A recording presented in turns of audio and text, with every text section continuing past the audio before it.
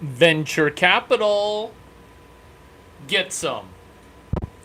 Are we dealing the drug known as venture capital, microdosing it out? We could be. Can we realize that there is a sexy form of money that is almost a drug? It's venture capital. Why do we want venture capital like we're pumping that drug into our veins? I don't know why.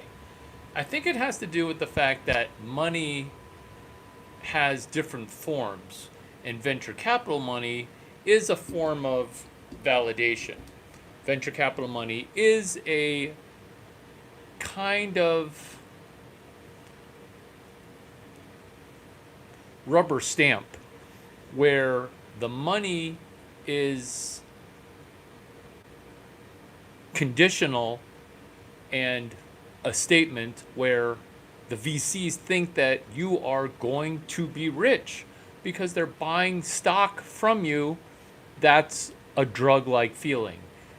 It's where a smart person who's tall and pretty and sounds really intelligent says stuff like, I think you should have my venture capital. That's why VC, it's one heck of a drug.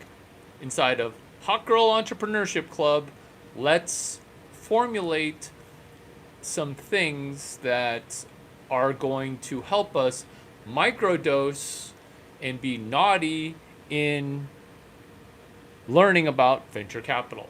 Let's get into some interesting facets of VC.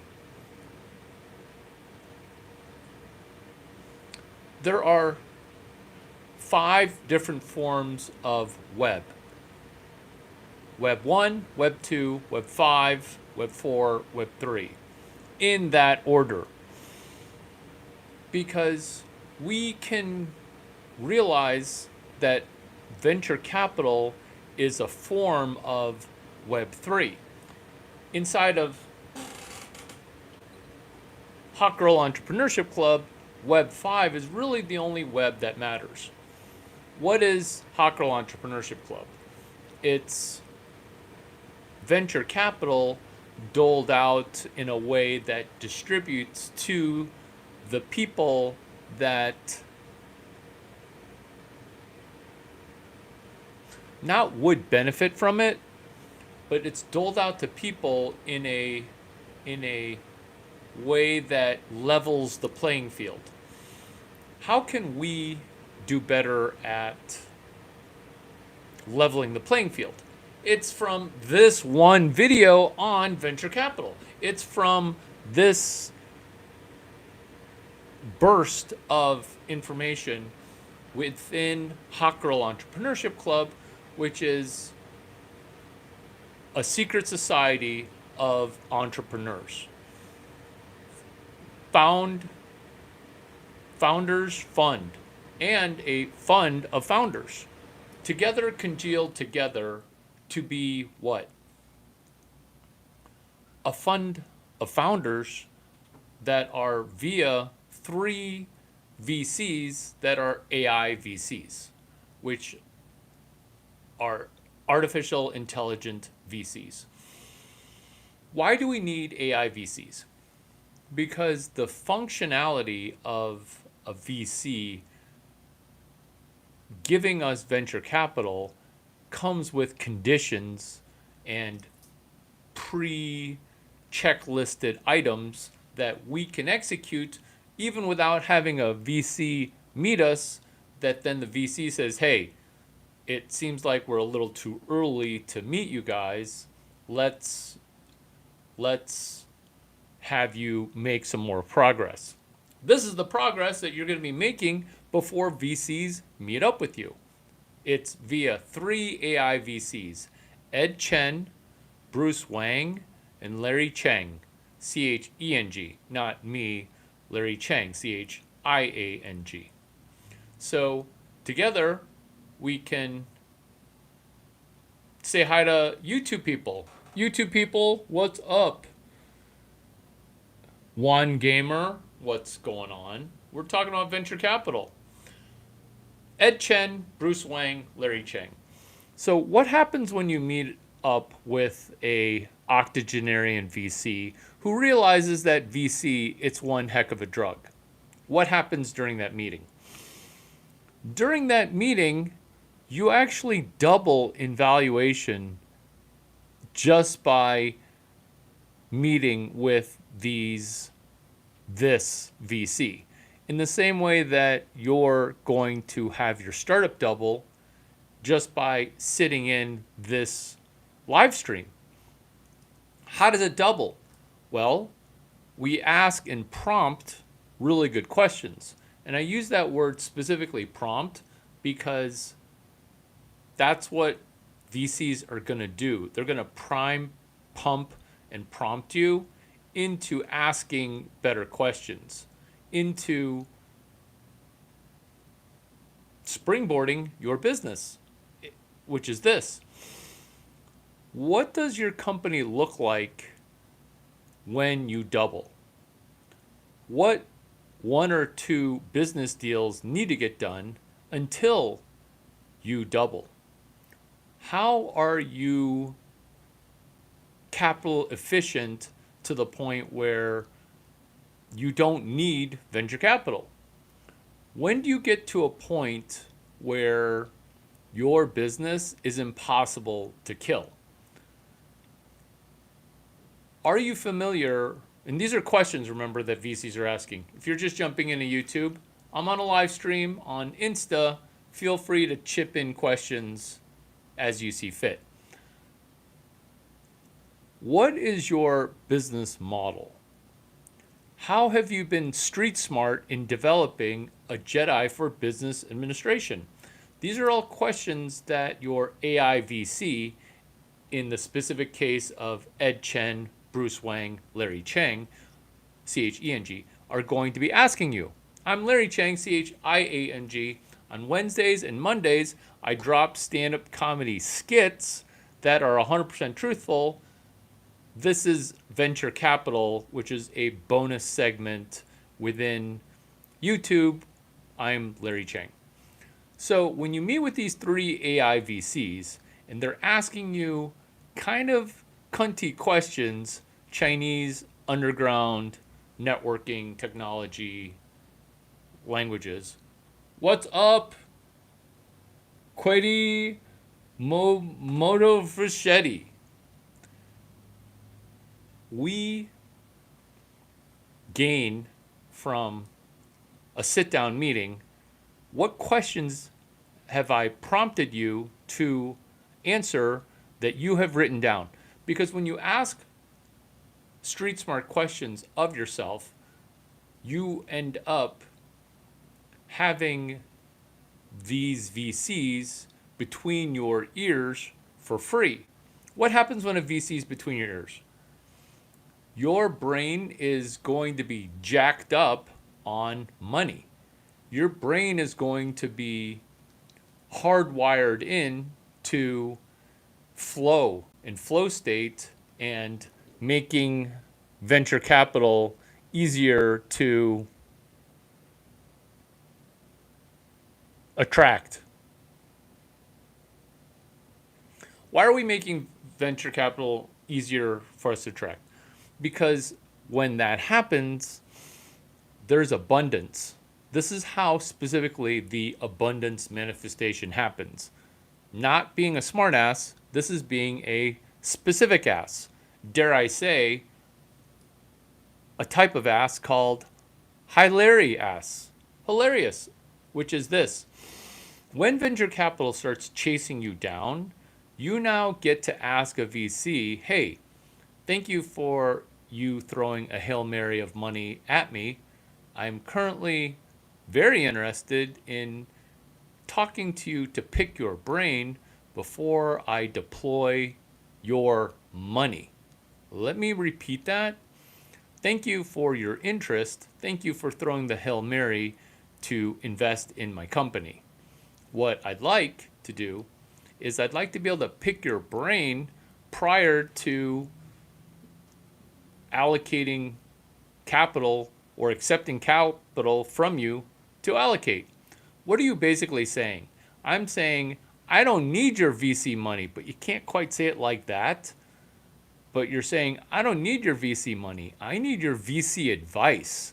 And that just makes them want to throw money at you harder. Now, what's going to happen is they're going to be offering you networking connections. They're going to be offering you distribution channels. Because what is a VC? A VC is just somebody who's tall, pretty, and comes with the commensurate Rolodex of being an awesome douchebag who knows everybody. That's what we're attempting to get better at, which is priming the money pump for abundance. Huckle Entrepreneurship Club, staying there. I'm going to focus here on YouTube. So, my channel is what they don't teach you in school.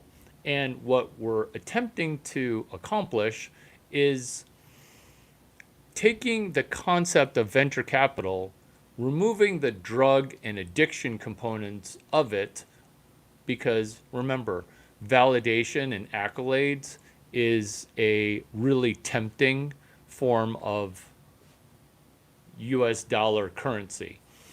When those things encapsulate for us to get at, then we're able to set aside our temporary need for venture capital.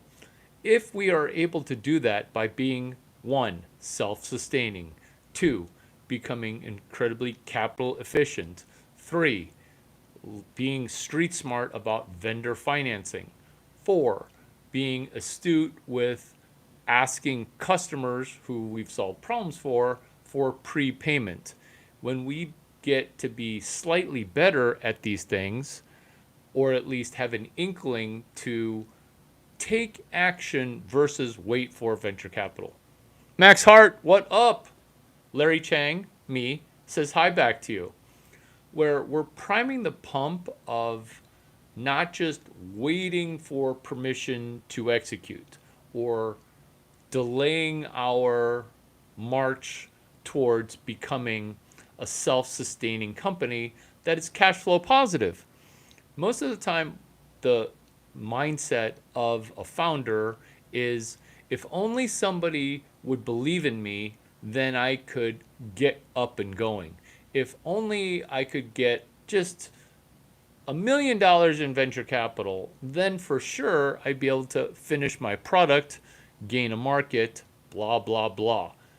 Turns out you don't need any of those things. You just need 3 to 6 guacamole recipes of the potential 24 recipes of hashtag guacamole. It works like this. Let's say you're a little bit short of product market fit. What does me being Chinese got to do with anything? You know what? I'm going to pin that message. Chinese, deeply understood Chinese knowledge, Duck 9. Do you like that? You say a comment and I work it into the topic while also making it funny.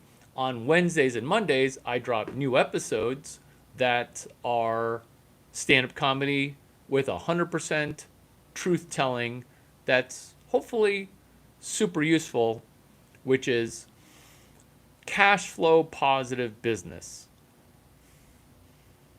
Taking a product that you have not yet finished. How do you finish the product? Well, you external API into an existing product so that way you're solving a problem using your quarter-baked product and something that is an API. Let's go into an example of how that might look. Let's say you have a ghost kitchen idea for an app, and now you're in a marketplace. And marketplaces are screwed because what comes first? The chicken or the egg? What comes first? The buyers or the sellers of a marketplace? This is the answer. Is you want to steal eggs, which is you want to external API into an already existing marketplace where you provide 1 or 2 users per week, and per new user, you're going to be cash flow positive. That's your external API. That's your ledge business that is duct taped together, bolted on to somebody else's business. This negatively might seem like a parasite, but it's really a symbiotic relationship, because whatever you glum to, you're going to be providing value to. Here's another example is my role, Larry Chang's role, with Y Combinator. Y Combinator does not have a CPR unit. Y Combinator and Stanford University does not have a emergency cadaver rescue component of Stanford University or Y Combinator. Enter Larry Chang. As soon as there's a post-mortem or even a whiff of bankruptcy, let's execute a turnaround using a Stanford GSB class, Strategic Management 353. What are we talking about? We're talking about venture capital. We're also talking about a school that is top 24 in the ACC. Doing a turnaround is what private equity people do when they realize I don't need VC and I also don't need private equity. That's Irv Grousbeck's class, Search Fund, if you had a computer science degree. I just went over a lot of information. Let me break down some of the basics. You don't need to buy an entire business to make it better. You don't need to own a business in order for it to be turned around, where you're catalyzing the turnaround. Remember, if I am standing across the street from your hotel and I tell people, hey, book at my friend Chip Connolly's hotel, that's helping your business. What if I were to set up a website to pump in hotel room sales to Epiphany Hotel? What if the restaurant could be turned around doing a pop-up, which is basically a restaurant within a restaurant? Are we doing a business within a business? Yes. You can do a business within a business from the sidewalk. You can do a business within a business from down the street. Completely not legally bound to the business, except for affiliate or commission, or the ability to be willing to earn 0% commission as we bolt on Airbnb value-added services. Would you like a local travel host? Would you like to paddleboard on the Menlo Park Creek? Would you like a Turo from Jessica? Would you like some add-on hotel business? Would you like Nobu Sushi made downstairs in your lobby or sliced in your room? Bolting on an external API. What we're doing here is we're doing some Jedi in business administration functionalities. And if this is your first video that you've encountered me, Larry Chang, then maybe this video deserves a second watch. Pay close attention to hashtag guacamole. Why do I call it that?